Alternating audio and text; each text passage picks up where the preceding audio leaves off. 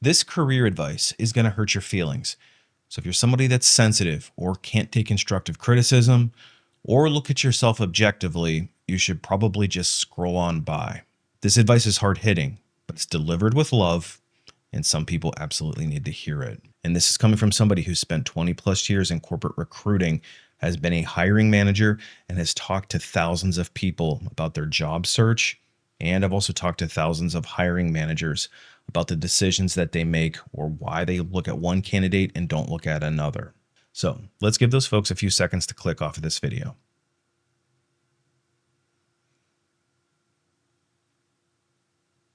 Okay, for the rest of you who are still here, what we're going to talk about is the real reason why so many people struggle in their career and specifically in their job search. And the purpose here is not to be overly critical, but rather to get you to look at your career from an objective lens.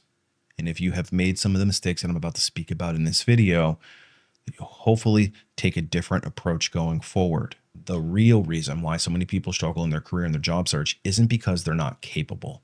Listen, plenty of you are perfectly capable in the jobs that you're doing. It's not even a resume issue. A lot of people that come to me and say, I just can't get the phone to ring. I think it's a resume problem. We'll look at the resume and yeah, there's some tweaks that we can make. But in general, it's not the resume. It's not your LinkedIn. Again, LinkedIn is a nice tool to have that can help you improve your chances of getting callbacks. But LinkedIn is not the reason why you're not getting a phone call. And it's not even how you interview. Again, learning how to interview is a skill that can help you improve your chances of landing the offer once you get the interview. But it's not the reason why you're not getting the good jobs. It's not the reason why you're stuck in place. It's not the reason why your career isn't going anywhere. The real reason why most people struggle in their job search, and I'm talking 95% of the working population, is that they're all very average. I know that sounds kind of harsh, but it is the truth. There's so much sameness in the job market right now. Everybody's got the same education. Everybody's got the same classes that they've taken. Everybody's got the same certifications. Everybody's got the same skills. Everybody works for the same generic employers doing the same type of work from job to job to job, from employer to employer to employer. Of course, people argue, well, employers are all the same too. And that's absolutely true. They all have the same job types, doing the same work, using the same systems, doing the same type of outputs, all having the same corporate speak. But I'm talking about the truly differentiated employers or job opportunities or careers, the alpha employers, the very best opportunities, paying the highest, doing the most interesting work, having the most fulfilled careers. Those are the jobs that we covet. The same jobs, the average jobs, are for the average people. But if you actually care about where your career is heading, you want to target the alpha jobs. The problem is they're buried in the sea of sameness. You see, with the job market being like it is, which if you've watched my channel, you know how crappy I feel it is. And honestly, it's the employer's fault. Companies are more short-term minded than they've ever been. They only look at the next earning report. So you could be a top employee at the end of this fiscal year, and suddenly January 1, you're no longer needed. You're no longer part of their long-term plans, and you find yourself laid off. Employers are forcing remote workers back into the office, and that's effectively having them lay themselves off. So now you've got that influx of candidates as well. You've also got competition from all over the globe. Everybody across the world is shooting their proverbial shot for that one remote position. So that's why when you click on LinkedIn and you see a new job posting, it already says that it's got 1,000+ applications. It's because most of those candidates aren't even qualified for the jobs that they're applying for. They might not even be sitting in the geographic region. Then you add on top of it, employers looking to offshore those same jobs, turning them into fractional work, reducing people's pay, their hours, their level of experience. And of course, we have technology that's starting to replace people. And where we're sitting in today's market is there are more people looking for high quality jobs than there are jobs available. And the fact of the matter is, employers are getting inundated with thousands of these same candidates within hours of the job posting going up. And the problem is that the candidates who are even qualified for the job all look the same. They have the same education, the same backgrounds, the same certifications, the same work history, the same softwares that they've worked on, the same projects, etc. There's no differentiation. What that means is that most employees have no true leverage in the job market.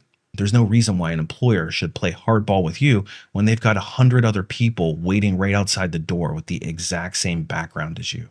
Listen, I've heard from plenty of people who have gotten laid off with very high salaries who struggle to get an employer to take them seriously at anywhere near that previous pay rate.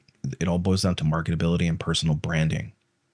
If you do not have a discernible skill set, something that truly sets you apart from the rest of the competition, and nobody knows about it, then you have a branding issue. You can't truly be in a position of power and leverage unless you bring something unique to the table that is in demand by those employers. Most people take the easy way out. They don't go above and beyond. They don't have a strategy. They wing it in their careers. They jump from job to job to job. They've got sporadic backgrounds with skills that are just barely cutting it. And in fact, in a lot of cases, they actually don't know the fundamentals of their job. They've flubbed their way through their career. They complain about writing resumes and or customizing them for the job. They complain about having LinkedIn and building networks. They complain about the need to interview and market themselves to employers for their jobs. And as a result, most people are looked at as being replaceable. This is a brutal and honest look at the job market. And this is something that I've had to come to terms with myself. Now, you can say, oh, you're just a corporate bootlicker. But if you don't want to hear what I'm saying, you'll continue to struggle in your career. Listen, the very best candidates, the quote unquote rock stars, do not experience the job market the way that the average person does. They don't struggle to get employers to call them back. They're not asked to jump through endless hoops. They're not given the runaround. They're not lowballed on offers. Heck, most of the time, they don't even have to apply to the job. It comes directly through their network. Let me ask you this question. Has your network ever produced a tangible result for you? And I'm not just talking about when you're laid off and you go and hit up your network and asking somebody for a favor and all you hear back is crickets. But has your network ever produced an opportunity for you when you weren't looking for it? The top candidates never look for jobs actively. They're never applying. They're controlling the market, not the other way around. I have seen employers move mountains for the very pinnacle candidates in the job market. I've personally interviewed with a top candidate on Friday, flew the candidate out on Saturday. The entire executive committee, including the CEO, made themselves available to interview this person, and they had an offer in hand before the person even left to head back to the airport. If you are truly a top candidate, the employer is not going to screw around with you, make you jump through hoops, make you go through all of these unnecessary steps only to screw you over at the end. Those are the people who don't have the leverage. I'm talking very rarefied air here. I realize this. But it is possible to be that way if you have strategy in your career. Listen, I know this is brutal and blunt advice, and it's meant to be that way. But the reality is, the top 1, maybe even 0.5% of the job market is dictating the terms. They're not on internet forums or YouTube videos complaining about how unfair the job market is or how crappy recruiters are or how companies don't know what they're doing and they're way too picky. They're making their own opportunities. They're blazing their own trails.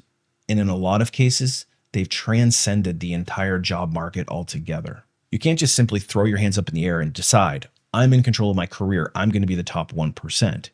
It takes concise planning, strategy, and most importantly, consistent activity to make sure that you are in front of the job market to be able to dictate the terms to employers. And you have to rely on the fact that most people are not going to take the necessary steps. They're not going to go above and beyond on anything meaningful in their career, even if it's meant to benefit them individually and not some specific employer.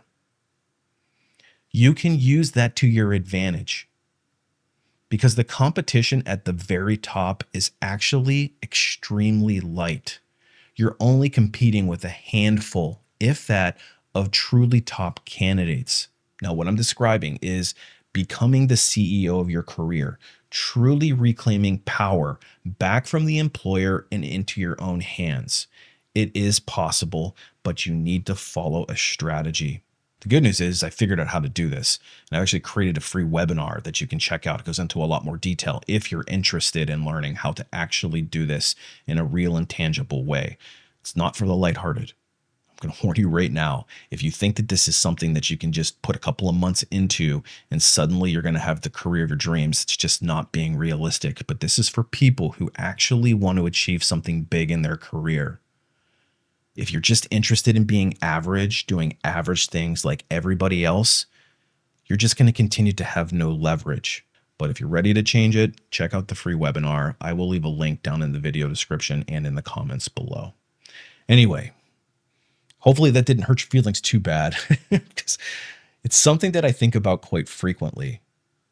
There's the haves and the have-nots, and most of us are in between. And the good news is I feel that most people, or at least a decent chunk of the workforce, can move in the right direction if they actually knew what they were doing. They have all the right stuff. They just haven't been doing it in the right order with the right intention.